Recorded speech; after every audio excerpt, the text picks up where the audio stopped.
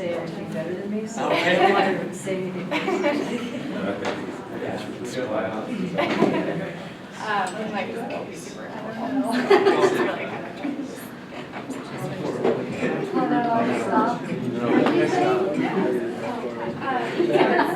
I need smaller Zoom. Yeah. I posted a question on Facebook recently about how to only not all of the pops.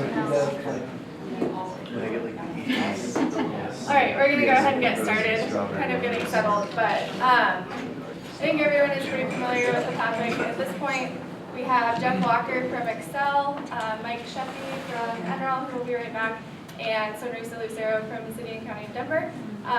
Jeff will start us off talking a little bit about energy planning in Excel. We don't have a clicker, but we can move the computer to the table if you prefer that.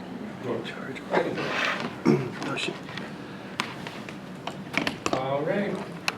Hello, my name is Jeff Walker. I'm with Excel. I'm in Siting and Land Rights Department, which means I find places for our transmission infrastructure and I acquire. And I do permitting for it. So that's your conditional use permit. Sometimes it's a use by right. Sometimes it's a 1041. That's what I do for my day job. At my night job, I'm on RTD's board. I represent the district down by DU, Inglewood, Middleton. So that's my night job. I used to be on the board of APA Colorado. And what else? What else did I do? I did something else. Oh, and I used to be on Denver's planning board up until about 2010, so from 04 to 2010, I was on Denver's planning board. So today I'm going to talk to you guys about energy and planning and what my role is, where it intersects for me. So I do have a degree in planning also. I have a master's of public administration, but it was a land use concentration from back in Ohio. So I know what I'm kind of talking about sometimes, as what I'm talking about. And I used to be a planning director back in Ohio too. So, yes, glasses. This is a Mac, I don't know. That seems to be a trend. Where's my, oh, here. So next. All right, sorry about that. Okay, so I was going to start off with the high level and go to the low level, but after talking with my friend here, Patrick, we thought that we should just, or I should jump right into the meat of it. So, like I said, it's my job to permit substations and transmission lines. So one of the biggest problems that I run into with planning staff is that they don't know their code. So my first recommendation is read the statute, okay? Because what I come across is that a lot of planning staff don't read the statute. It's just we've always done it that way, and that's why we're gonna make you get these permits, even if the code clearly says, to me at least, that no permit is necessary. Something else that's helpful to us is use by right in every zone district. Now, that doesn't have to be carte blanche. That doesn't mean Excel gets to do whatever it wants, wherever it wants. There can be limits, just like there are for residential units, dwelling units. So you can have a minimum lot size. You can have distances from certain zone districts, so you can have protected districts, just like Denver does. So that's the next point, minimum lot size by context. You can evaluate the direct and visual impact. So some jurisdictions I work with, that I get to work in, are pretty dense. So I'm working on the substation at 13th and Washington right now. There's also one I'm working on at 24th in California. I'm also working on some out in rural Weld County, right? So they can't all be treated the same, but a lot of jurisdictions, whether it's urban or suburban or rural, they want to look at, most jurisdictions tend to look at substations as the same. Denver's an exception. I think Denver has it down pat. So I think the context is extremely important. It's not just, 115 kV, that's what a lot of our equipment operates at, 230 kV. That measurement of voltage is really inconsequential to how the substation looks. There are some minimum thresholds that have to be beat, but for the most part, not many people can tell if a transmission line is operating at 230 or 115, right? But what does matter, I think, is the height. So whether it's a 60-foot transmission tower or an 80-foot or 120-foot tower, that's a little different. So those are things I think that should be measured instead of just voltage, which you'll find in a lot of them I have some examples later on. So designed by context, like I said before, Cap Hill, really dense neighborhood. It's like San Francisco there, right? 15,000 people a square mile. That needs a different type of substation than one out in rural County, out by the airport, one that I'm working on. So also upgrades. So sometimes regulations will change. Federal, state, local regulations might change, mostly federal and state, that require us to do work inside of the substation. Sometimes I get told, you need a permit because you're doing something inside the substation. We're changing relay panels, or we have to install a cap bank. It's like, doesn't matter, you're doing something. So the use of parcel isn't changing. We just have to swap out some equipment, right? Just like getting a new stove for your kitchen. But some planners who don't read their code think that because we're doing something, we need a land use permit for it, and that's not the case all the time. So that's why I think that upgrades with site plan review as opposed to permits are better. Denver's great at that. So it says clear as day in their code that not every code says it clear as day, but Denver's does. But it says that Excel or public utilities can make improvements inside the substation as long as the footprint of the parcel doesn't increase. So as long as we don't acquire property. That's great for us because then we can go in, take care of our business, swap out the relay panels or add a cap bank, change a breaker, add switchgear with just a site plan review, which is administrative, and I'd have to go before the Board of Adjustments in Denver or Planning Commission in other jurisdictions. God forbid we have to go in front of the City Council. Don't wait for it. So some parcels were purchased decades ago with the intent of adding on later, adding a new transformer bank at some point. So there was one up in Greeley. I didn't work on it, but we recently got approval for it. But the site was purchased back in 1930s, so the site was purchased. It was just a small section of the parcel had equipment on it. The rest was, I don't want to say vacant, it didn't have any equipment. So about a year ago, 2 years ago, we decided that we needed, because growth patterns, oil and gas in Will County were requiring that we needed a more reliable source of electricity. So we needed it. The city said, no, you have to go through a permitting process, which opens us up to exposure. What if they say no? What if the Planning Commission says no? By law, we have to provide a reliable source of energy. We have to operate in certain conditions. If there's an outage, if there's an outage at one substation, all of our other substations still have to function. So that leaves us hanging, and that leaves our customers hanging, and that leaves the residents of those jurisdictions hanging. The other thing that I get caught up on is aesthetics. So, like I mentioned earlier, not all substations are in the same location or in the same kind of context. This is one at 13th and Primaria, so 13th or 14th and Primaria in Denver, just over on the east side. This is an old one. This one was built in 1960. Yeah, this is one from the 60s. They don't look like this anymore, but they all still do the same thing, right? Just like cars. The design changes over time. This is our Lafayette substation. This is in Lafayette, Colorado, just up by Boulder. This is a newer one. I think this was built in the 90s, maybe 80s. I'm not certain about that one. But anyway, it's a suburban location. You can see the houses in the back. This is our Niwot substation, a much more rural location than even Lafayette. This one is from the 2000s, I believe, the O's. And this is a rendering of the one that's going up at 13th and Washington. So this is our Capitol Hill substation. So as you can see, we can be flexible about what we build, but we don't have to make that out in a cornfield. So one time I had in Johnstown, which is up on close to 34 and I-25, if you're familiar with that. They made us put a wall around a substation. It doesn't look just like that, but it was a wall around a substation in the middle of a cornfield or wheat field. Total waste of money, total waste of your money, because we spread that cost among all of our customers. So that's the, how much time do I have? Okay. So that's like the meat. That's what's really important to me. That's the planner in me that gets angry at other planners who make a bad name of our profession because they don't read the code.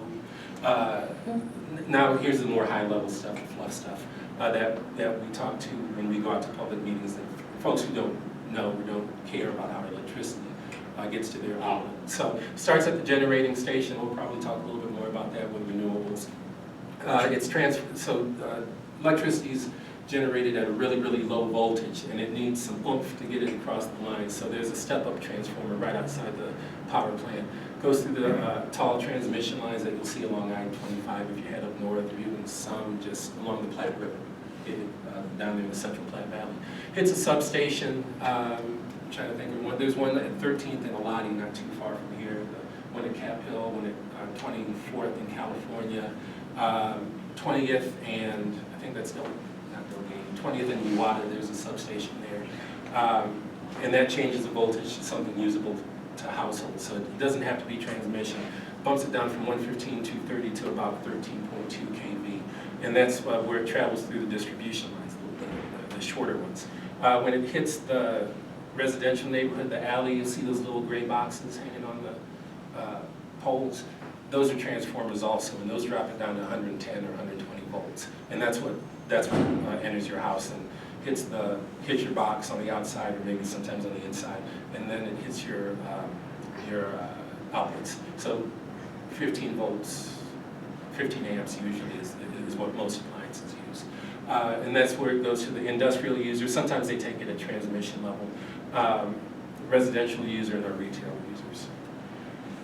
So who decides what we build, how we build? So we're regulated by the state of Colorado through the Public Utilities Commission. We have to file various reports with them about what we plan to do, why we think we need to do something. It's based on pretty much the long-range plans that you guys are going to create if you go into long-range planning. So we hire consultants. They look at the densities, the proposed developments in different cities, and they say this is what we can expect. We have X number of commercial square feet, X square feet of residential, X square feet of industrial. So we have to file a 3206 with the state saying this is about our 5-year plan. We have to do a longer plan, 3607. We also, that's our direct notice to jurisdiction, so to Denver, Lafayette, Littleton, Englewood. We might have a project in your city in the next 10 years. So do you have any questions? If so, we'll come out and talk about it. And the legislature. So Senate Bill 100 was a requirement that we introduce renewable energy into our grid system. And clean air, clean jobs, right? So we're meeting that. So 20% by 2020, we got that covered. We're working on a 30% by 2030. And just the other day, 3 days ago, we announced a 600 megawatt wind farm out somewhere on the Eastern Plains. That's all I want to say. It's still not the wind farm. The U.S. government also regulates us through the EPA that says how much we can spit out. NERC, the National Electric Reliability Corporation, that was formed after the big blackout in 2003. That took out 30 million customers in the northeast of, I guess central North America, but northeast U.S. and southeast Canada. Western Area Power Administration, all they do is transmission. They don't do any distribution, but sometimes we buy electricity from them to run some of our operations. So utilities can be private or public, but they all have to follow the same rules when it comes to this stuff, the federal and state regulations. So what does electricity do? Pretty shut up downtown, makes all those lights happen. Lets craft brewers do their thing, craft growers do their thing. Ski areas, so as opposed to most cities where the peak demand is in the summertime, in the mountain communities, the ski areas, the peak demand is in the wintertime. So it takes a little bit different effort to schedule improvements there because now we have to start being mindful all year long because the ski areas are so, because they turn into summer recreation areas now. That wasn't the case about 15, 20 years ago. And they also help your local barista do his or her thing. These are some quick examples of codes. I'm not going to go through all of these, I'll let the other folks talk, but Arvada, refuse collection facilities, wastewater treatment plants, so substations are lumped in with other facilities that have a much more intense use than we do. I don't think that's fair. They also, in red it says 110 kV, I don't know why, because we don't operate at 110 kV there. They also have, so they're split between a major utility, minor utility, similar facilities, but there's nothing similar with any of those facilities in the substation. Welland County substation, they have two different parts of their code that regulate substations. One is called Chapter 23, that's their zoning code. Then they also have areas and activities of state interest. That's a state regulation that they adopted. That's chapter 21. They have different definitions of a substation between those two. So it's an interesting discussion when I have a project in Weld County and I have to explain to the planner. I'm not dissing Weld County. There are good people up there, but we've always done it that way. So I have to explain the difference between their codes, the parts of the codes that conflict with each other, the different definitions, and that can be a struggle. Denver, I love working in Denver, not just because I live here, but because their code is so clear. So when I was on the planning board, that's when we rezoned the whole city. So they split their utilities into two major impact and minor impact, and it's done by size, which I think is really clear because that's more of an impact than it just being a substation. So we have greater than 10,000 square feet, which is a little bit bigger than a residential lot. It's like a lot and a half in most parts of the city, and a minor impact, which is less than 10,000 square feet, which could be like where my house is. But that's a real clear definition, and it also provides, depending on the context, it's good, but it's not exactly what I would like to see. So I'll be talking to Brad Buchanan, and I've told him several times that we'll be talking about working on the code. So at any rate, but it's something that's more objective than subjective.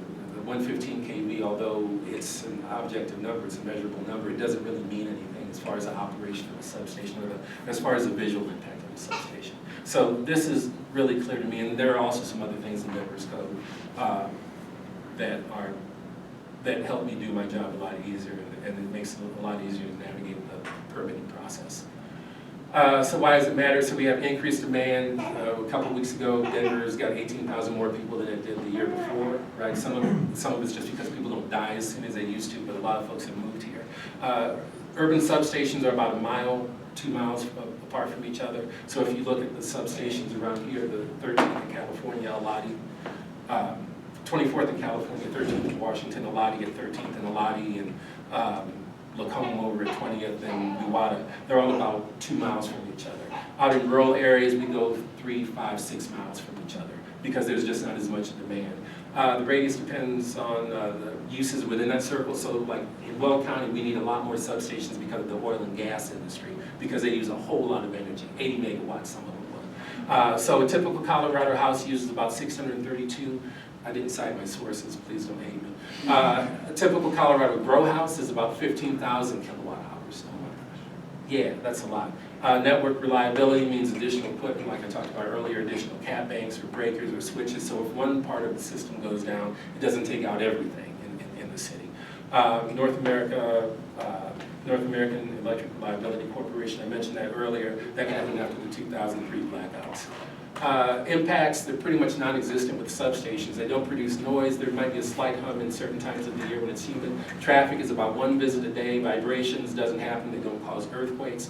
Odors, there's nothing in there that's combustible. And trash, there are no people in substations, so there's no trash generation there, unless it's stuff blowing in from around the neighborhood. So new issues, and I got a couple questions about this. So solar integration, that's important because we have to get all those rooftop solar panels into the system. So we need a new interchange, like like in Central Platte Valley where they built new streets. We have to get that electricity into the system because what's produced on somebody's house doesn't go into their house, it goes out into the system. It's a back and forth. The electrons just go where they're called. They're good soldiers like that.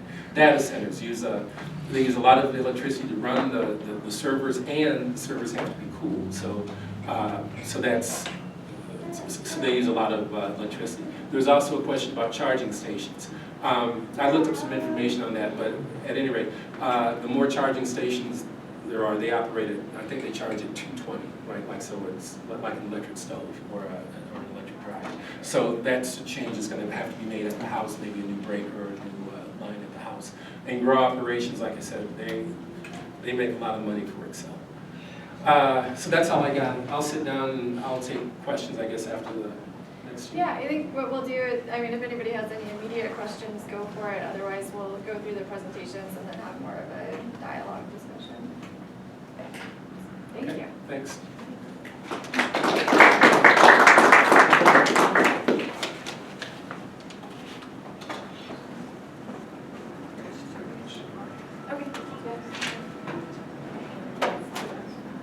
I do have a question for you. Yeah. Where does Denver's region rank in terms of the cleanliness of our power relative to our size as a city compared to other cities? It's hard to say Denver because the electrons just go wherever they're called, so that's, so we have a power plant down in Pueblo, and that's our service territory. So those electrons shoot all the way up to here. They also got to go down to Texas and New Mexico. But Excel is the number one wind provider in the country. We just, like I said, we just announced an 600 megawatt wind farm out on the eastern plains. So we're good. We're doing what we can. We're about 8th or 9th in the country as a state for renewable energy production. I guess I'm asking more in terms of like our air quality and our energy impact on air quality here specifically. I don't know. I looked up to see if Denver was, or if this region was an attainment area. I couldn't. You can go to the Air Pollution Quality Division. Right. What's their website? We're compliant with 5 of the 6 National Ambient Air Quality Standards, so the criteria pollutants. We're not in compliance with ozone, and we are currently marginal non-attainment, but we're most likely to be upgraded to moderate non-attainment in any month now. And that's with the existing standard of 75 parts per million. And EPA is getting ready to lower that to 70 parts per million, or they have lowered that as of October last year. But it's a 3-year rolling average, and so as soon as those measurements come in and take effect, then we will most likely be in non-attainment And have to and work on it again. Yeah. yeah, exactly. One more. How far do you transmit power before the transmission losses are not worth it anymore? Do you have high voltage direct current set up? So our transmission lines operate at 150, 230. We have a couple 345s out on the eastern plain, on the western slope. But they can go hundreds of miles before they get to the source user. 230 is more reliable than 115. That's more reliable than 69 kV. So we operate 69 kV over on the western slope, and that's left over from a company that went bankrupt and we acquired. So it can go hundreds of miles. There's a power plant just north of here, Cherokee. It's Okay. at 58th and York, somewhere around there. So that's pretty close in. There used to be one at Alati, Lapan, and Iliff. That one's shut down. So, but that one runs more efficient now, so we didn't need Arapahoe. Arapahoe is pretty close to my house. So they can go hundreds of miles. Thank you. Great. Hey, I'll get started. Hi, everyone. My name is Mike Sheppy. I am a energy manager at the National Renewable Energy Laboratory. If you're not familiar with where that is, it's in Golden, Colorado. We're the Department of Energy's premier laboratory for energy efficiency and renewable energy. I'm going to just plug this in really quick so my laptop doesn't die during the middle of my presentation. I should be good, but I'd like to thank Jeff. You did a perfect segue into what I'm going to be talking about. So I'm going to be talking about our campus today. We have 2 campuses actually. One's in Golden and one's just off of Highway 93. It's called the National Wind Technology Center. There's about 1 million square feet of space that we manage. Nowhere on the order of regional or urban planning, but today I would like to kind of do a deep dive. I want to start at the 30,000 foot level, the campus level, dive into the building level, and then dive all the way down to the occupant level, and really show how what occupants do at their level can impact all the way up at the building and campus levels. But I'd like to thank Jeff because we're actually faced with a problem on our campus, and it's that we have too much renewable energy. We have close to 5 megawatts of solar, and we have over 10 megawatts of wind. So we have those huge wind turbines you can see up on the hill over there. So if you've never seen it before, this is what utilities call the duck curve. And as you know, the sun shines during the day. So sun shines on PV panels, and so you have a lot of energy being supplied and created during the day, during normal hours. At night though, sun's not shining, so what we're looking into for our campus to make a more favorable load for Xcel Energy and to get rid of this duck curve and kind of flatten out our curve, also to reduce our demand charges, which are $15 a kW. is to flatten out our load with a battery. So you're all familiar with the Tesla battery. You can buy it for your house. They're sold out for the next few years. Well, what does a big battery look like? So this is actually what a few examples of grid scale batteries. You have one from STEM. You've got the Green Charge Networks there. The one that we're looking at is a megawatt hour battery. So 1 megawatt hour. Comes in a big shipping container, it's about 40 feet long, filled with batteries. Same thing that goes in your car. Actually, the same thing that goes into your laptop. So that's how I'd like to preface this whole talk, is we're looking into batteries. So I'm going to talk to you about how you would plan for renewables and plan for putting in energy storage. Because the problems that we face as a big campus is we're running out of room. We only have a limited amount of space. And when we want to go put more solar on our buildings or solar on our campus, we have to get special provisions from the state of Colorado, and it's a big legal kind of nightmare. So I guess my takeaway from this whole presentation would be to plan ahead for renewables, plan ahead for the sites for renewables, plan ahead for energy storage, plan that infrastructure into your system. So taking a look, this is our South Table Mountain campus. You can see all of our buildings. We started out as the Solar Energy Research Institute in the 70s, and I believe Jimmy Carter made us the National Renewable Energy Laboratory. But what do you see when you look at our roofs? You see a lot of PV, right? A lot of it. We have PV on our parking garage, over 1 megawatt. We have a visitors parking lot. We have this research support facility here, which has about 1 megawatt on it. And then up on our Mesa top, we have another 720 kW of PV. So a lot of PV. And when the sun shines, that's great. We produce a lot of energy, but sometimes we send energy back to Excel, which they don't like. They close their ears. They want to hear us say that to them.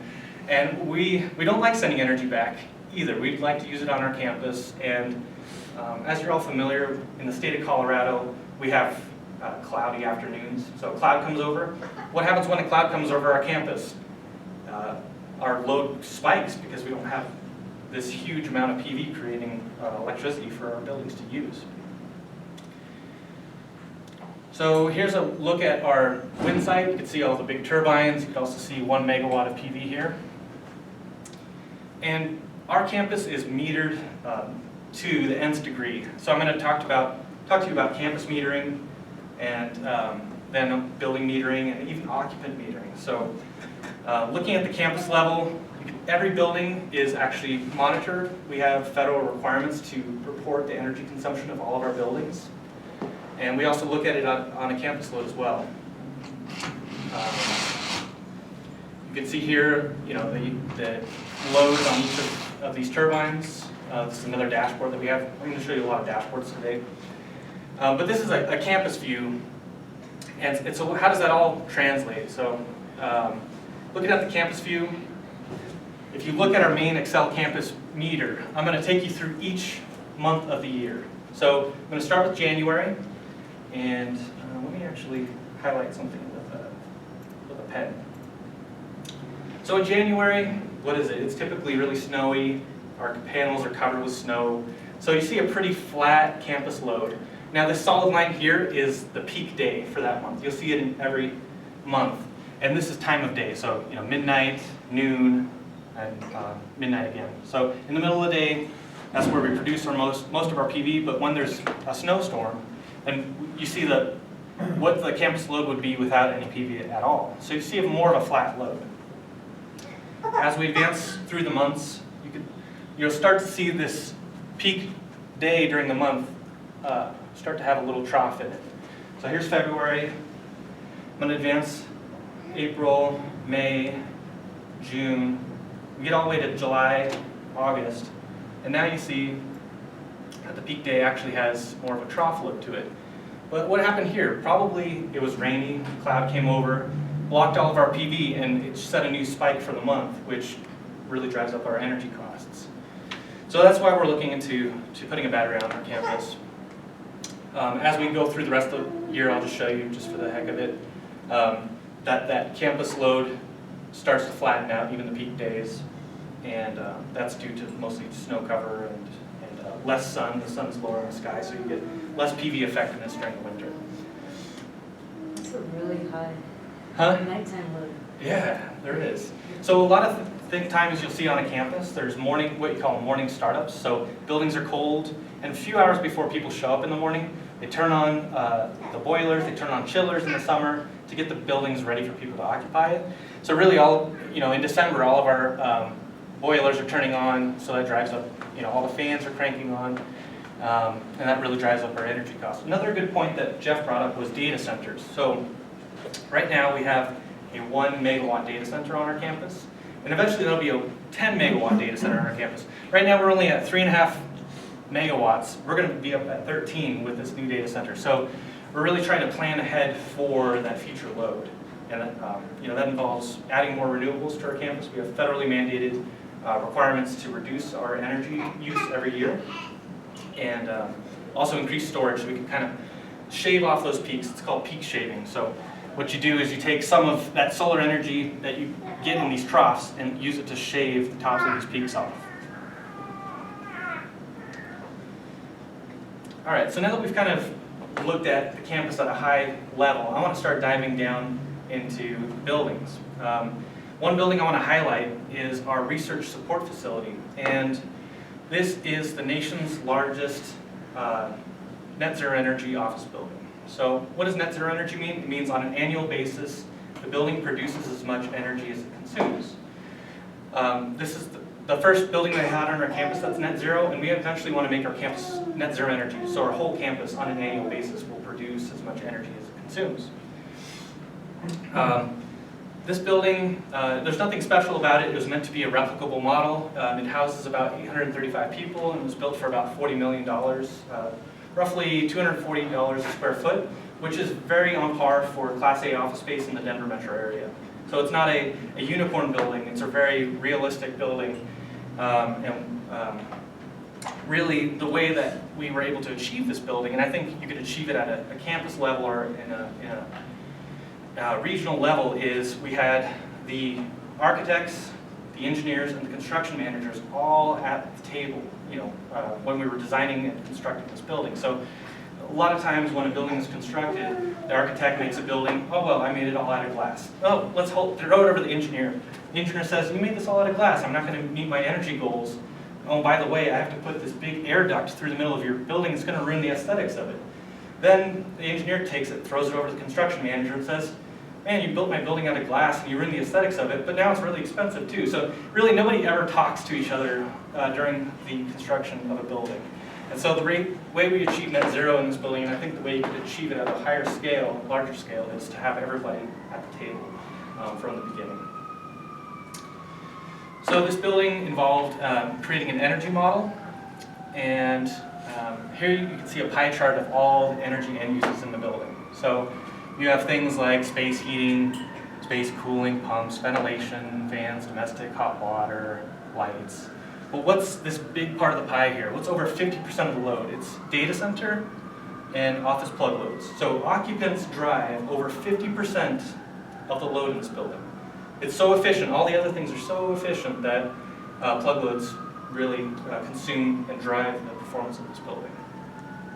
Do you feel like maybe there have been sleepers brought in to undermine the renewable thing by like bringing their blender in and running it down? So before I worked in the operations side of things at NREL, I was a researcher for 5 years at NREL, and we did a project with the US Navy.